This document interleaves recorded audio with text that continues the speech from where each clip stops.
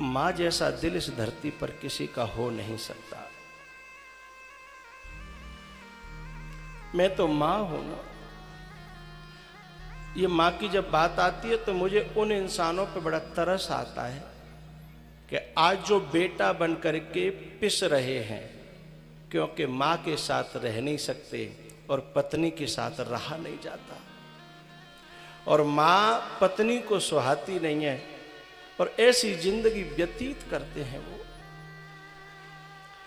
उन इंसानों का बड़ा दुर्भाग्य है जिसकी पत्नी उसकी मां के साथ तालमेल बना के न रखती हो। वो इंसान जीता नहीं है, पल पल मरता है। वो इंसान, उसकी सांसें चलती हैं लेकिन वो मौत मांगता है कि मैं क्यों जी रहा हूं। क्योंकि बेटे का मां के प्रति लगाव कम नहीं होता, लेकिन मजबूरी में उसे उससे दूरी बना के रखनी पड़ती है, नहीं तो घर में और ज्यादा कलेश होगा।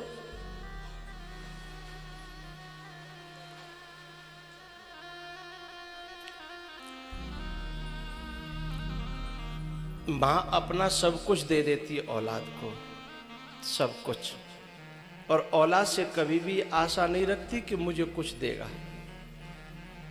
मरते दम तक भी कहती है कि मेरे तो हाथ चल रहे हैं, मेरे तो पांव चल रहे हैं, मैं सेवा करवे लायक हूं, और जब तक मेरे हाथ पांव चल रहे हैं ना तब तक मुझे काऊ की जरूरत ना।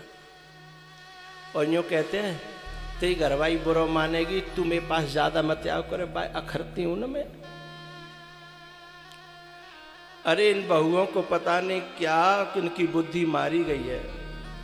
तेरे को बुलाने के लिए तेरी सास ने जाने कितने मंदिरों में पूजा की थी कि मेरे बेटा को ब्याह हो।